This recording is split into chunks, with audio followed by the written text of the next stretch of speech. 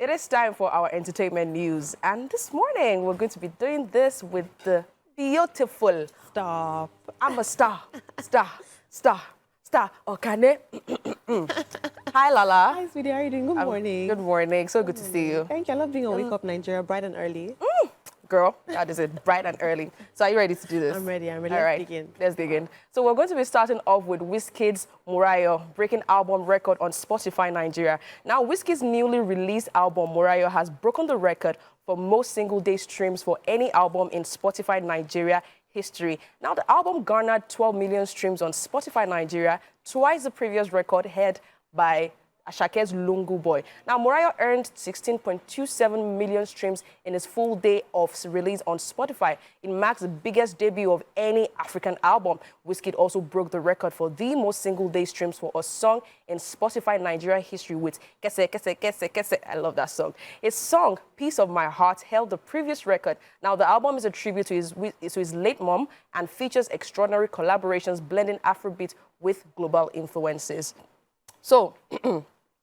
Lala, this particular album, what do you think about it? Let's start from there. I love this album. I think the beauty about Wizkid is his grass to grace story. He shows us what's possible when we hone in on our talent. Yeah. I absolutely love the album. What do you think? I mean, coming out with his first album, I can't really remember the name, but you know, when we had the likes of Halle Berry and stuff like that, and we've been able to see him evolve over time with Oju Elegba, and he's been able to feature a lot of international artists. I can say that his trajectory is, it's pretty amazing. He's a child of grace, I must say that, because anything Wizkid drops, trust that Wizkid FC is always behind him, and obviously he has attracted a lot of international artists, both home and abroad. I mean, I think at the end of the day, it really solidifies him it as does. an artist. But I think that the numbers are great, these records that he's breaking. But when I think about an artist and what my metric is for good music and a great artist, I think about what music are we making memories to? At our naming ceremonies, at our weddings, the milestones in our lives, what music really stands the test of time? And I think he's proved that. Amazing job by Wizkid. The minute he dropped it, I think I was actually on Spotify, only for me to probably check some hours later, and I saw Piece of My Heart is back to back. Everything was trending back to back. It had like, I think the entire album was groundbreaking on Spotify. It's been on fire with Morayo. And I think I was talking to someone, and the person was telling me that he doesn't think that this is Wizkid's best album yet. I'm like, wait until you see what that guy has cooked up. You see that he's been able to blend different things together, and he's been able to bring Afrobeats back home. So kudos to you, Wizkid. We see what you're doing right there. It's amazing. Keep breaking grounds, because, I mean, that's what you do best. Kudos, kudos. And yes, may your mother's soul rest in perfect peace, Morayo. Our condolences. I mean, that's it. So let's move on to another story. Yemi Alade in fresh feud with a certain media house, accusing them of blacklisting her music. Now, Nigerian singer, songwriter, and actress, and also activist, Yemi Alade, on Thursday night, which was last week, accused two media houses of blacklisting her for refusing to attend their event. Now, the 35-year-old explained that in December 2023, the so-called radio station had invited her to perform at their December event, but she failed to perform at the show. Now, she reached out and apologized, but got cold feet from them. Little did she know that they held this against her. According to her, it led to her music being blacklisted from the platforms for nearly a year. She further expressed her surprise at how her entire music catalog was booted out of the station's playlist, thereby ensuring no one at their station played her songs on the radio. She tweeted, "God go still give me food. You are beefing an artist for 1 full year over your event I didn't go to. I apologize and even called your Oga. In the form, Oga no even reply my text since December 2023. I personally reached out in January. You're still refusing to play my music and giving my team a hard time. You're not gatekeepers and you're not God." And that went on and on and on and on and on. So what do you think about this? Because Mama Africa had a lot to say. She was angry. Very I mean, I saw this. Mama was just tweeting back to back that you're not God, you're not this, you're not that. I think it takes a certain type of woman to stand up against an institutional abuse, and to stick it to the man. And I think that integrally, you know, radio stations are an integral part of music dissemination and distribution. You have a demographic who doesn't go on Spotify, doesn't go on Apple. They're in their cars listening to radio. So to blacklist her, you're taking away a platform for her to distribute her music, and that is institutional abuse. And I love that she stood up against that. And the more we speak about these injustices in whatever field we find ourselves in, the more that we can focus on the music. I mean, this gatekeeping has always been an issue when it comes to this, where you probably have a certain feud with a certain media house and they decide that, you know what, we're not going to be playing your music for the next decade. I mean, if she has apologized, you guys should just forgive her and let's just move on. Life is not that hard. At the end of the day, we need to also remember that this lady has another audience outside Nigeria. There's a reason why she's called Mama Africa. Once Yemi Alade drops a song today, I can bet you too that every African country are going to be streaming that song back to back. So please let bygones be bygones. Please play her music. We love her. Da Anla, da Anobi. Uncle FM is yet to respond. I want to hear what they have to say. Yeah. The media have yet to respond. I'm curious to hear what they have to say. Absolutely. I mean, we actually really need to hear from you. This gatekeeping is too much. She has apologized. Let bygones be bygones, at least. And let's also realize the fact that this lady has been nominated for the Grammys. It's a huge one for her. She's a big artist. So if she's actually reaching out to you guys saying that you guys should play my music, please, please, and please play her music. Support our own. Let it go, let it go. Thank you so much.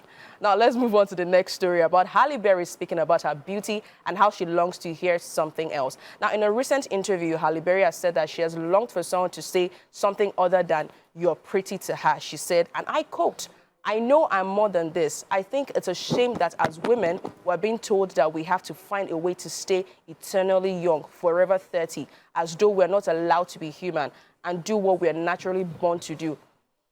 So what do you think about this? I'm very torn. I think that it's a luxury. Only a beautiful woman can say, I don't want to be called beautiful. I don't want to be called pretty. Women who are not beautiful are looking for that because whether we like it or not, especially in the entertainment industry, we know this very well. Beauty is social and cultural capital.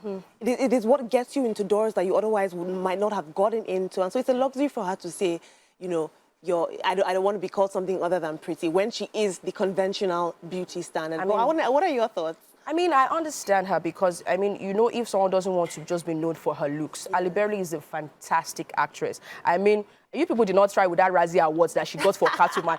To me, when I was growing up, that Catwoman was everything because looking at her body in that Catwoman suit, and now she went on to act as Storm in X-Men. It was a big one. No, now she's coming out to say that I just want to be, I don't just want to be known for being pretty. Let's maybe probably know me for my craft because she's a fantastic actress and she's really good at what she does. However, I will commend her for something. She's speaking out against ageism. I mean, the full article, she did talk about how, you know, she wants to age gracefully. And she's speaking out against ageism because a lot of older actresses and people in the entertainment industry, they find that as they get older, they're streamlined, they're pigeonholed, and they're put in certain boxes. And so I like that she's speaking out against that. At the end of the day, I strongly believe that, you know, beauty is temporal, but depth and legacy are eternal, and what really stand the test of time. So I love that she spoke out against that. I'm glad she did. And there's a particular horror movie that she probably, it's just, I think it's out, it's in 2024. You need to see that. I'll tell you the title later. It's amazing. It's really amazing. I didn't know that she could actually, you know, kill that particular part, because I'm like, I don't think I've ever seen Halle in a horror movie before, and she did an amazing... Beauty and brains. Beauty and brains. I like to be called pretty, though. I like to be called pretty. I like to be called pretty. Just tell me I'm pretty. All right, let's move on to the next story. Now we're talking about blockbuster Wizkid land's largest opening weekend of 2024 at View. Now, a boss for cinema chain View International said it had seen a Sea and Gladiator 2 known together as Glickhead have reportedly failed to beat out Barbie and Oppenheimer in its own opening weekend last summer. I mean, you know, it's so funny that when you open maybe your Instagram or any other site, you just start seeing pink, green, pink, Cynthia Erivo, and Ariana Grande. They've been obviously going on tour, doing this, doing that, the red carpet. And it was, oh my God, you guys need to see the movie. It's wicked. It's wicked. I mean, it's amazing. It's amazing because coming out the fact that Cynthia Erivo has acted in a couple movies that I particularly have seen. There's one about Harriet Tubman. And I think she was also in, is it The Color Purple? I can't really remember that title. And Ariana Grande is a huge star coming out of Nickelodeon. So obviously people want to see what they've cooked up together. She's perfect for the musical. She has amazing vocal timbre, amazing vocal arena. So it's a no-brainer to pick her for this. I will say I love the metamorphosis. We saw this franchise go from novel to play to Broadway to animation and now finally to the big screen. I love that so much. It's nice to know that stories stand the test of time. They do. And that these stories are so heartfelt and ingrained that we're passing them on from generation to generation to generation. And with the big budget they had, they better make a lot of money. They got to make it back. I mean, come on. So I mean, it's Cynthia Erivo and Ariana Grande. So I promise you, their fans are definitely behind them. And kudos to Cynthia Erivo because she did all her stunts in the movie. Amazing. And when I saw the BTS, I was like, amazing girl, amazing. I saw her. I was like, for you to do your own stunts, because with the rope and everything, she was like this. In my mind, I'm like, Auntie, don't go out for it. Remember that you're Nigerian, no? So if anything is going to happen, just nah, please, before I go and fall on this thing. And fun fact, both of them lost about 15 kg each. You saw their faces. In this role. Yes, I'm going to love the movie, right? Obviously, I'm not really a big fan of musicals, but I'll definitely see this one. All right, so let's move on to Nicki Minaj features Davido on If It's Okay. Now, to celebrate her anniversary of her iconic album, the Pink Prince Nicki Minaj teams up with Nigerian artist Davido and David Guetta on If It's Okay. Now, the track delivers an irresistible mix of pop and Afrobeats, highlighting Minaj's unmatched versatility and playful confidence. This marks the second time the Nigerian Grammy nominee will be collaborating with Nicki Minaj after he featured her on Only Ground Me I Want to Run Out on a Butter Time album. Now, Nicki Minaj took to X account to express her gratitude to Davido for appearing on the track. Her post drew attention from Nigerians who have continued to be drawn to the rapper who has also posted on different occasions with her pidgin English. She said, and I quote, "That man is an incredible writer and melody maker. It is always a pleasure working with him because of our mutual respect for one another."